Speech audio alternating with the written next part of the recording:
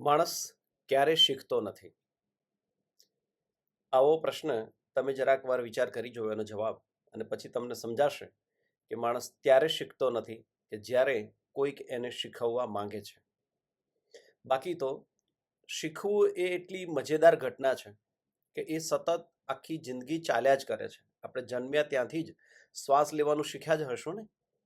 કારણ કે માના પેટમાં હોઈશું ત્યારે તો શ્વાસ ને અન્ન ને બધું જ આપણે આપણી માના શરીરમાંથી લઈ રહ્યા હશું. પણ જેવા બહાર આવ્યા તરત આપણે શ્વાસ લેવાનું શીખી ગયા હશું. તો આ શીખવાની આખી પ્રક્રિયા કંટાળાજનક અને બોરિંગ બનવાની શરૂ થાય છે ત્યારે કે જ્યારે કોઈક આપણને કહે છે કે તારે હવે આ જ શીખવાનું છે.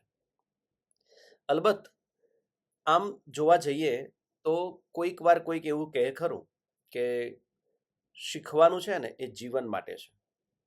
પણ જો એની પર થોડોક પોઝ લઈને 5 મિનિટ વિચાર કરીશું તો દેખાશે કે જીવન માટે શીખવાનું નથી, શીખવું એ જ જીવન છે.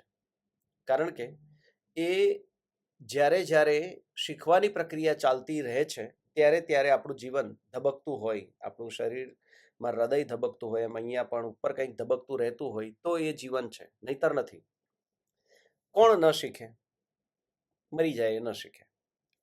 પણ સાલું મારું અવળચંડુ મન તો એવું પણ કહે છે કે જે મરી જાય છે ને એ પણ એક વાત શીખી જાય છે કે કશું ન શીખવું હોય તો શું કરવાનું? તો આ કરવાનું. એનો અર્થ એમ થયો કે આ શીખવાની મજેદાર ઘટના છે, અને આ મજેદાર ઘટનાને આપણે જીવનભર સેલિબ્રેટ કરી શકીએ. તો એક એવો વિચાર આવ્યો કે આપણે આવી એક ચેનલ થ્રુ મળવાનું શરૂ કરીએ કે જેમાં શીખવાની વાતો થશે. કેટલીક વાર્તાઓ હશે, એ વાર્તાના આધારે લાઈફ લર્નિંગ શું હોઈ શકે એની વાત હશે, પેરેન્ટિંગની વાત હશે, કારણ કે આપણે આપણા સંતાનોને પણ શીખવાના છે. સમય બદલાઈ રહ્યો છે, 21st સેન્ચુરી સ્કિલ્સ આવી રહી છે, અને એની અંદર કોલાબરેશન ને ક્રિએટિવિટી ને આ બધું કેવી રીતે ઇમર્જ થશે એની વાત કરવી છે. કેટલા બધા લોકોને ટેટ અને હવે તો એચટેટ ને આવી બધી પરીક્ષાઓ આપવાની હોય તો એની અંદર પણ આ જે શીખ્યા હોઈએ, લાઈફ લર્નિંગ જે કર્યું હોય એ જ કામ લાગે છે. કારણ કે તમે જ્યારે નિબંધ લખવાનું શરૂ કરો છો ત્યારે કંઈ તમે ટુકડા ટુકડા કોઈ કોઈ ટોપિક યાદ રાખ્યા હોય એનાથી કામ થતું નથી. તો રાષ્ટ્રીય શિક્ષણ નીતિ વિશેની વાત કરીશું, ડિટેલમાં વાત કરીશું. આ સિવાય શીખવવાની જે પદ્ધતિઓ છે, અને હું પદ્ધતિઓ કહું ત્યારે આગમન નિગમન ને બીએડમાં ગોખ્યું હોય એ ભૂલી જાઉં. એટલે ઘણા બધા બીએડ ને એમએડ ને બધા કરતા વિદ્યાર્થીઓ મળે ત્યારે એમની સાથે વાત કરતા ખબર પડે કે એમને મૂળ જે ફિલોસોફર્સ છે તો એમની જે ફિલોસોફી છે એના વિશે એમને ખાસ કંઈ વિચાર કર્યો હતો જ નથી. તેઓ માત્ર થોડીક 2-4 પાના વાંચી અને એના આધાર પર એમનું ગાડું ગબડાવે જાય છે. તો આ બધા ફિલોસોફર્સ છે જે શીખવાની વાતો કરી છે, એ શીખવામાં કેવું હોઈ શકે? તો આવી બધી જ વાતોને ભેગા કરી અને આપણે અહીંયા મળતા રહીશું. કમેન્ટ્સમાં તમારા કોઈક એવા ટોપિક્સ હોય તમને કે આના વિશે આપણે વાતની ચર્ચાની શરૂઆત કરવી જોઈએ તો એના વિશે પણ કહેજો. અત્યારે હાલ પૂરતું મારા મનમાં એવું છે કે જે અત્યારે ગરમ ગરમ મુદ્દો છે, બધાને રાષ્ટ્રીય શિક્ષણ નીતિ સમજાય છે એટલે એનું માળખું ને બધું પ્રેક્ટિકલી બધું સમજાઈ ગયું છે કે આવું માળખું આવવાનું છે, આવી આવી પદ્ધતિઓ આવવાની છે, આવું થવાનું છે.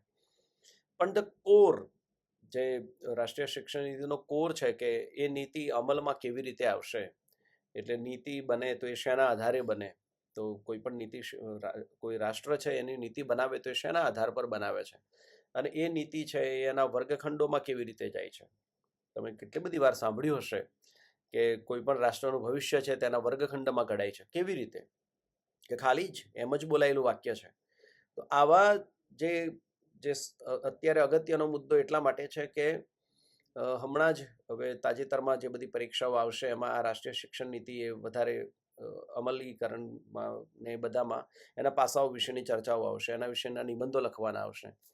તો એનાથી શરૂ કરવાનું હું તો વિચારું છું. પણ આપણી જે ચેનલ છે RCLC છે, લર્નિંગ કોલાબરેશન છે, એટલે હું વિચારું છું એટલું પૂરતું નથી. તમને શું લાગે છે? તો તમારા જો કોઈ એવા ટોપિક્સ હોય કે આના વિશે, કે આ વ્યક્તિ વિશે, કે આવી વાત વિશે, અથવા તો આ ઉંમરના બાળકોની આવી વાત વિશે, કે એમના શીખવા વિશે, તમને જે પણ લાગે એ કરીશું.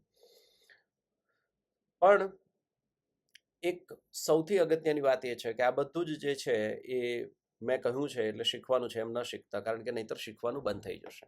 અને તમે એક જ વાત શીખશો કે આ ભાઈ કહે છે એવું કેવી રીતે ન શીખાય. એટલે શીખવાની મજા લેતા લેતા જે બધી ભણવાની વાતો, જેનું ભણવાનું છૂટી ગયું હોય એ બધા લોકો પણ પોતાનું જીવન વધારે સારી રીતે જીવી શકે એના માટે કેવું કરી શકાય, એવા બધા જ ટોપિક્સ અહીંયા તમને મળશે. તો આજના સમયમાં જે બધા યુટ્યુબર્સ કહે છે એ પ્રમાણે મારે જો તમને કહેવાનું હોય તો લાઈક કરો, સબસ્ક્રાઈબ કરો અને શેર કરો.